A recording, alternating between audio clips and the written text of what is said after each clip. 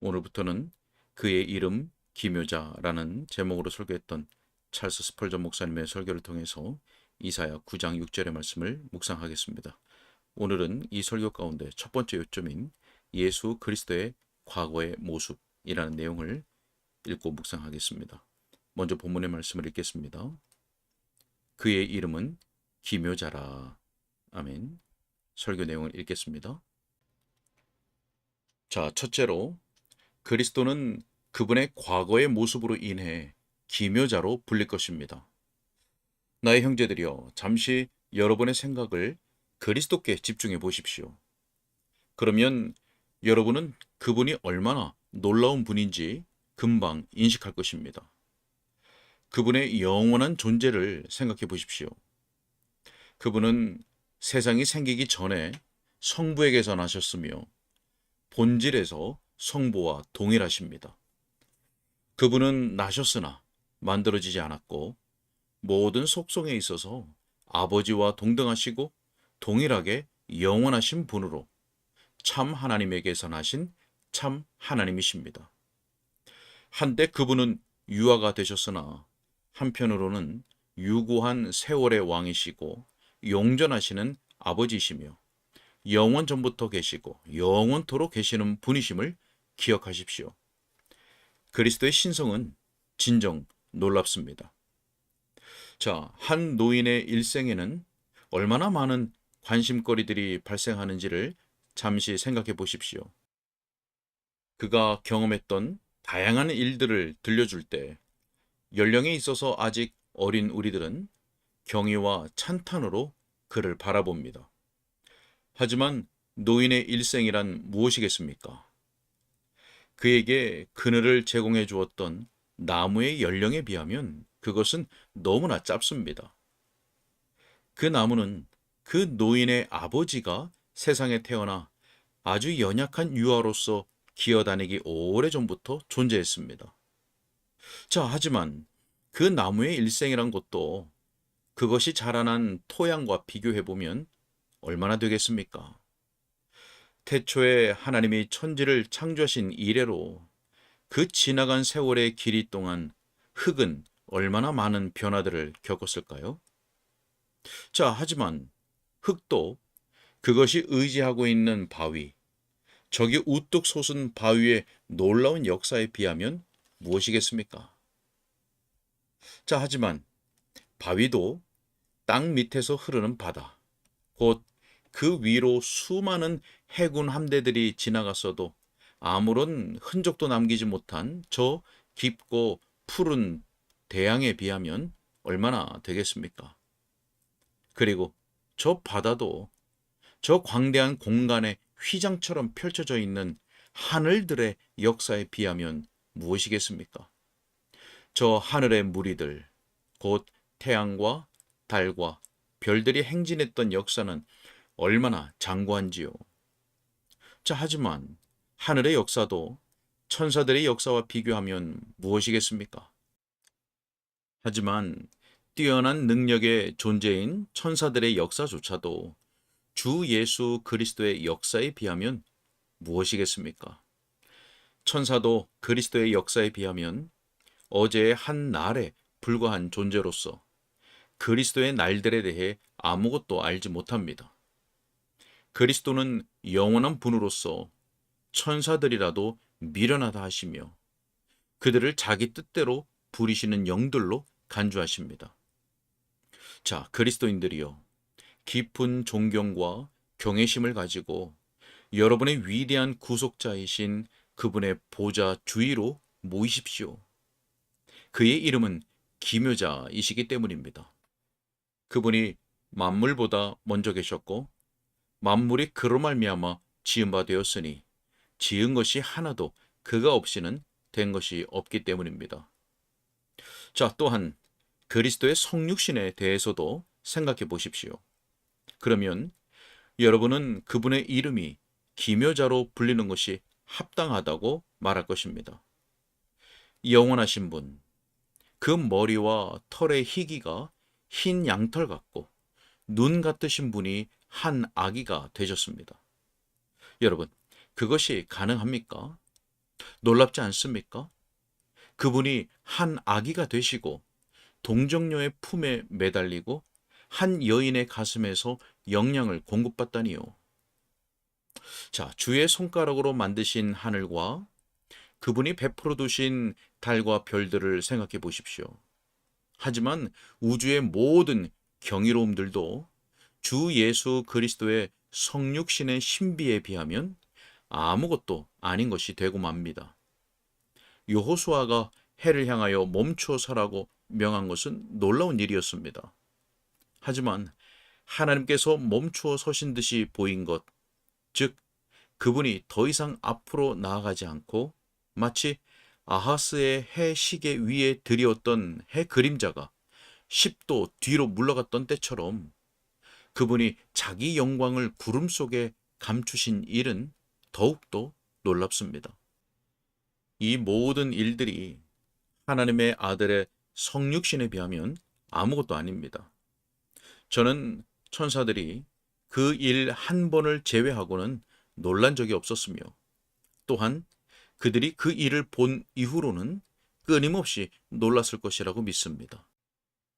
그들은 그 놀라운 이야기를 결코 쉬지 않으며 계속적인 놀람으로 그 일에 대해 말합니다.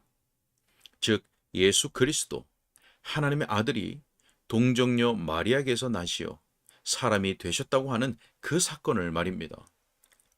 그분이 기묘자로 불리는 것이 정당하지 않습니까? 그분은 무한자이시면서 한 아기이셨고 영원한 분이시면서 한 여인에게서 나셨으며 젖는자이시지만 한 여인의 품에 안기셨고 우주를 지탱하시지만 한 어머니의 팔에 안겨야 했던 분입니다. 천사들의 왕이시지만 요셉의 아들이라고 알려주셨고 마녀의 상속자이시지만 천대받는 한 목수의 아들이셨던 분입니다. 오 예수님, 당신은 놀라운 분이시니 당신의 이름은 영원히 기묘자일 것입니다. 자, 하지만 구주의 삶의 자취를 따라가 보십시오. 그분이 가신 길 전체가 놀랍습니다. 그분이 원수들의 비웃음과 조롱을 겪으셨다는 것이 놀랍지 않습니까? 일생 동안 그분은 바산의 힘센 소들이 그분을 둘러싸고 또 개들이 그분을 애워싸는 것을 허용하셨습니다. 그분의 거룩한 인격에 대해 회방의 말이 쏟아질 때에도 그분이 화를 참으셨다는 것이 기이하지 않습니까? 만일 여러분이나 제가 그분의 비길 데 없는 힘을 가졌다면 우리를 향해 모욕을 퍼붓는 원수들을 향해 돌진하였을 것입니다. 우리는 결코 수치와 침뱉음 당함을 허용하지 않았을 것입니다. 우리는 그들을 격렬한 분노의 표정으로 노려보았을 것이며 그들의 영혼을 영원한 고통 속으로 던져버렸을 것입니다. 하지만 그분은 그 모든 것을 참으셨습니다. 그분의 고귀한 정신을 지키셨고 유다 지파의 사자이시면서도 여전히 어린 양과 같은 성품을 유지하셨습니다. 저는 나사렛 예수가 하늘의 왕이셨지만 또한 가난하고 멸시받으며 핍박받고 비방을 당한 사람이었음을 믿습니다.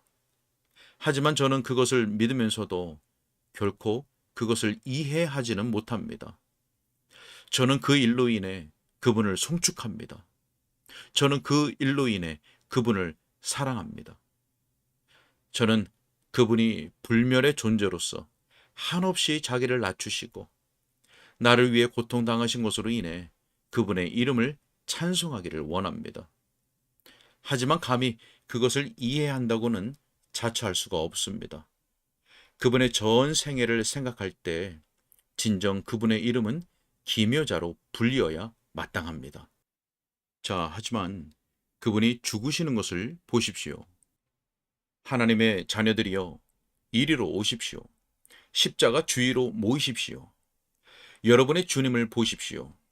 거기에 그분이 달려 있습니다. 여러분은 이 수수께끼를 이해할 수 있습니까? 하나님이 육체로 나타나시고 사람들에 의해 십자가에 달리신단 말입니까? 내 주님이시여, 저는 어찌하여 당신이 존엄한 머리를 숙이어 이와 같은 죽음에 이르셨는지 이해할 수가 없습니다. 어찌하여 당신께서 옛적부터 쓰고 계셨던 빛나는 별들로 장식된 화관을 벗으셨는지를 저는 이해하지 못합니다. 하지만 당신께서 어찌하여 그 이마에 가신 면류관을 두르도록 허용하셨는지가 저를 더욱 놀라게 만듭니다. 당신이 어찌하여 그 영광의 망토를 벗으셨는지, 당신의 영원한 제국인 하늘을 떠나셨는지 저는 미처 이해할 수가 없습니다. 하지만 어찌하여 당신께서 저 수치스러운 홍포를 잠시 동안 두르시고 그런 후 사악한 사람들에 의해 조롱의 절을 받으시고 그들에게서 왕을 사칭한다는 조롱을 받으시며 수치스럽게도 옷을 벗기어 아무 곳으로도 그 몸을 가리지 못하셨다는 사실이 저로서는 훨씬 더 납득할 수 없는 일입니다. 진정 당신의 이름은 기묘자이십니다. 당신이 겪으신 것과 같은 슬픔이 또 어디에 있습니까? 그 슬픔의 수문을 열게 만들었던 당신의 사랑과 같은 사랑이 또 어디에 있습니까? 당신의 슬픔은 강과 같습니다. 하지만 그러한 강물과 같은 슬픔을 쏟아낼 수 있는 근원이 어디에 있습니까? 거대한 원천이 되어 그토록 엄청난 슬픔의 강물을 흐르게 만들었던 강력한 사랑이 또 어디에 있었습니까? 여러분, 여기 비길 데 없는 사랑이 있습니다. 비길 데 없는 사랑이 그분으로 하여금 고통을 겪게 만들었고, 비길 데 없는 능력이 그분으로 하여금 아버지의 모든 진노의 짐을 감당하게 했습니다. 그분이 친히 아버지의 뜻에 묵묵히 따르셨고, 그분이 친히 겪은 고난이 아니고서는 사람들이 구원을 얻을 수 없었으니 여기 비길 데 없는 정의가 있습니다. 또한 여기 죄인들의 괴수들을 향한 비길 데 없는 은혜가 있으니 곧 그리스도께서 그들을 위하여서도 고난을 겪으신 것입니다. 그의 이름은 기묘자라. 자, 하지만 그분은 죽으셨습니다. 그분이 죽으셨습니다. 저 유대인들이 소리칩니다. 아하, 이 자가 메시아더냐? 그는 죽었다. 그는 조금만 시간이 지나면 부패될 것이다. 자, 경비병이여, 그의 제자들이 그의 시신을 훔쳐가지 않도록 잘 감시하라. 그들이 훔쳐가지만 않는다면 그의 몸이 다시는 무덤에서 나오지 못할 것이다. 그가 죽었기 때문이다. 이 자가 기묘자요 모사이더냐? 자, 하지만 하나님은 그의 영혼을 음부에 버려두지 않으시고 그분의 몸이 썩음을 보도록 하지 않으셨습니다. 예, 그분은 죽음에서도 기묘자이십니다. 그 흙처럼 차가웠던 시신이 기묘합니다. 하지만 여기에 또 다른 차원의 경이가 있습니다. 그분은 사망의 줄에 매어 있을 수 없었습니다. 제3일에 그분은 그 줄들을 끊으셨고 죽은 자 가운데서 다시 살아나셨으며 그때 이후로 다시 죽지 않으셨습니다. 오, 죽음에서 일어나신 구주시여, 당신은 썩음을 볼 수 없었나이다. 당신은 부활에 있어서도 기묘자이십니다. 당신은 또한 승천에 있어서도 기묘자이십니다.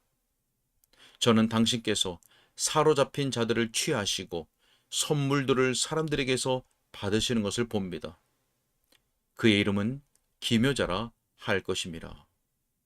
자, 여기서 잠시 멈추어 그리스도께서 뛰어나게 놀라운 분이심을 생각해 봅시다. 제가 방금 여러분에게 말했던 짧은 이야기 속에는 탁월하게 놀라운 요소가 내포되어 있습니다. 여러분이 여태까지 보았던 그 어떤 경이로움들도 이것과 비교하면 아무것도 아닙니다. 우리가 그리스도에 대해 말할 때는 누구도 그분보다 더 놀라운 분을 본 적이 있다고 말하지 못합니다. 여러분은 이제 모든 것 중에서도 가장 높은 곳의 정상에 올라 경이로움을 느낄 수 있습니다. 이 신비에 비견될 만한 다른 신비들이 없으며 이 경이에 비견될 만한 다른 경이는 없습니다. 우리가 그리스도를 바라볼 때 느끼는 경탄과 놀라움에 비교될 만한 것은 그 어디에도 없습니다. 그분은 모든 것을 능가하십니다. 자, 여러분이 알다시피 경이로움이란 짧게 지속되는 감정입니다. 속담 가운데 놀라움은 9일 만에 백발이 된다라는 속담이 있습니다. 놀라움이 가장 길게 지속되는 기간이 아마도 그 정도일 것입니다. 그것은 잠시 동안만 지속되는 것입니다. 하지만 그리스도는 영원토록 경이로운 분입니다. 여러분은 그분에 대해 70평생을 생각할 수 있으며 그래도 처음보다 나중에 그분에 대해 더욱 놀라게 될 것입니다. 아브라함은 자기 당대에 먼 미래를 내다볼 때에 그리스도에 대해 놀랐을 것입니다. 하지만 아브라함조차도 오늘날 천국에서 가장 작은 자가 그분을 보고 놀라는 것만큼 놀라지는 못했습니다. 우리는 아브라함보다 더 많은 것을 알기에 그래서 더욱더 놀라는 것입니다. 여러분, 거듭 생각해 보십시오. 여러분은 그리스도에 대해서 그분이 기묘자로 불리기에 합당하다고 말할 것입니다. 단지 그분이 탁월하여 놀라운 정도가 아니라 그분 자체가 전적으로 경이로운 분이기 때문입니다. 그분은 온통 신비입니다. 그분은 전적으로 기묘한 분이시고 항상 바라보아도 항상 놀라운 분입니다. 자, 또한 그분은 보편적으로 놀라움의 대상이 됩니다. 우리는 그리스도가 보편적으로 경이로운 분이라고 말할 수 있습니다. 가장 강력한 지성을 가진 사람들도 그분을 보고 놀랄 것입니다. 뉴턴 같은 사람들도 십자가 아래에 설 때면 어린 소자들인 것처럼 느낍니다. 경이로움은 나이든 부인들에게나 어린 아이들에게나 나이든 여성들이나 죽어가는 사람들에게만 한정되는 것이 아닙니다. 가장 높은 지성과 가장 고상한 정신을 가진 사람들도 모두 그리스도를 보고 경탄에 빠졌습니다. 저는 사람들을 경탄하도록 만드는 것이 어려운 일이라고 확신합니다. 신중한 사색가들과 세심한 수학자들은 쉽게 놀라지 않습니다. 하지만 그런 사람들도 그 손으로 얼굴을 가리고 진토에 자기 자신들을 던지며 놀람과 경이로움 때문에 어쩔 줄 몰랐다고 고백해 왔습니다. 자, 그러니 그리스도께서 기묘자로 불리는 것이 당연합니다. 아멘. 오늘은 여기까지 읽겠습니다.